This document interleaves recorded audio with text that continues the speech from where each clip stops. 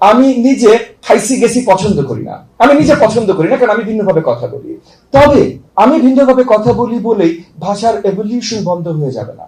শিক্ষাঙ্গনে এখনো প্রমিত বাংলা থেকে আমরা যেন ডাইভার্জ না করি। আমরা প্রাইমারি এডুকেশনে কালচার শিক্ষা ক্লাস 4-5 নিয়ে আসছি। এটা আপনারা পেপারে দেখেছেন না নাকি? না, আমরা জেনজি, আমরা পেপার পড়ি না। কি কি কিসের কথা বলছেন? পেপার মানে কি? খায় না মাথায় দেয়? না, ঠিক আছে, আপনারা হয়তো ওই যে মিমসে দেখেছেন। যদি মিমসও দেখে থাকেন, মিমস এখন অনেকে আমি জানি আপনাদের জেনারেশন মিমসের মাধ্যমে খবর পায়। আচ্ছা, সত্যি কথা, আমি আপনাদের জেনারেশন দোষ কেন দিচ্ছি? আমি নিজেই মাঝে মধ্যে মিমসের মাধ্যমে খবর পাই।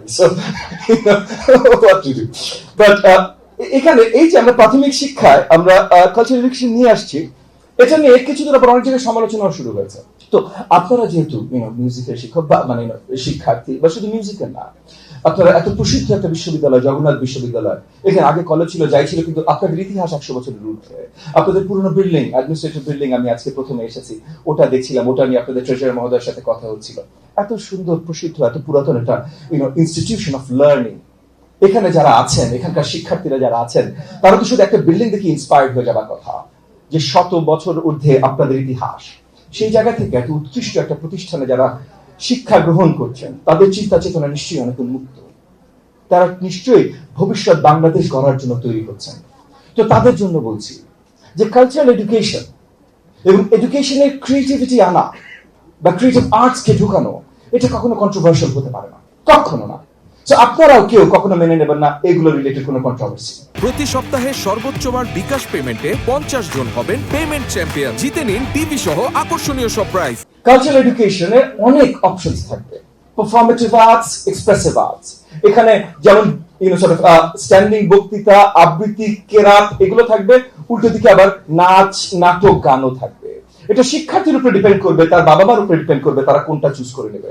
সেখানে আসলে এই কন্ট্রোভার্সির কিছু নেই। জোর করে কাউকে কন্ট্রোভার্সি তৈরি করতে আপনারা অ্যালাউ করবেন না। এখন নেক্সট যে আলোচনাটা, এখানে একটু হাততালি চাই। আমরা ডক্টর রয় একটা আলোচনা করছিলেন যে প্রাথমিকের মিউজিক টিচার।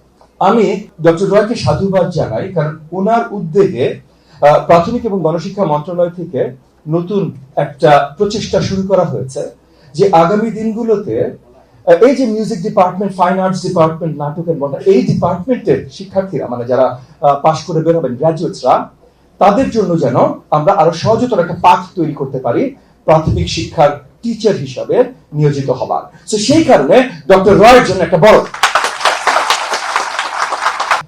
ডক্টর রয়কে অসংখ্য ধন্যবাদ জানাই, এবং ওনার সাথে আমরা একটা বড় কমিটি তৈরি করে দিয়েছি, যেটার মাধ্যমে আমরা এই যে প্রাথমিক এডুকেশন, এই জিনিসটা, এই প্রাথমিক এডুকেশন আমাদের 3.5 লক্ষের উপর টিচার আছে। আমাদের প্রত্যেক বছর 15-16 হাজার নতুন টিচার নিয়োগ করতে হয়, just how the cycle works.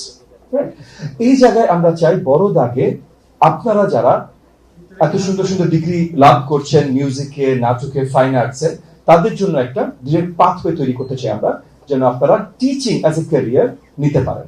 এবং আগামী দিনগুলোতে আমাদের প্রাথমিক টিচারের ক্যারিয়ারটা আরো রোবাস্ট করে আমরা গড়ে তুলছি। সো ইনশাআল্লাহ আমরা আশাবাদী, আজকে ডক্টর রয় যে আলোচনাগুলো করছিলেন, যে আপনাদের ক্যারিয়ার বা ভবিষ্যৎ বা কিভাবে করবেন, সেগুলো নিয়ে আগামী দিনগুলোতে অনেকেই অনেক দুশ্চিন্তা মুক্ত হবেন। সো সেই কারণে আমি ডক্টর রয় সহ ওনার সাথে যারা কাজ করছেন তাদেরকে আরেকবার ধন্যবাদ জানাই। আরেকবার জোরে একটু হাতে দিন। খুবই ইচ্ছা ছিল আজকের সাংস্কৃতিক অনুষ্ঠানটা পুরোপুরি ভাবে থেকে দেখা। প্রাথমিক শিক্ষা ব্যবস্থায় বা পুরো শিক্ষা ব্যবস্থায় ভাষাটা যেন, আপনি যে প্রমিত বাংলার কথা বলেন, যতখানি প্রমিত বাংলা ব্যবহার করা যেতে পারে সেটারই ব্যবস্থা করেছি, করে যাচ্ছি, আগামীতেও হবে। তবে এটাও মনে রাখা অত্যন্ত গুরুত্বপূর্ণ যে ভাষা একটা এভার ইভলভিং জিনিস। আজকে থেকে 100 বছর আগে যদি আপনি বাংলার জমিনে দাঁড়াতেন, তাহলে আমি আজকে যেভাবে কথা বলছি এভাবে কথা শুনতেন না। 300 বছর আগে ভিন্ন শুনতেন, 1000 বছর আগে হয়তো এটাকে আপনাকে বাংলাই বলতেন না। আগামী না, ঠিক আছে, দেখেন, আমি নিজে খাইছি গেছি পছন্দ করি না, আমি নিজে পছন্দ করি না, কারণ আমি ভিন্নভাবে কথা বলি। তবে আমি ভিন্নভাবে কথা বলি বলেই ভাষার এভলিউশন বন্ধ হয়ে যাবে না। সো ভাষা যেইভাবে ইভলভ করবে, আমাদের কালচারালি, সোশ্যালিও সেইভাবে ইভলভ করতে হবে। তবে একটা জায়গায় আমি আপনার সাথে একমত, যে শিক্ষাঙ্গনে এখনো প্রমিত বাংলা থেকে আমরা যেন ডাইভার্জ না করি, এবং সেটার প্রচেষ্টা আছে এবং থাকবে।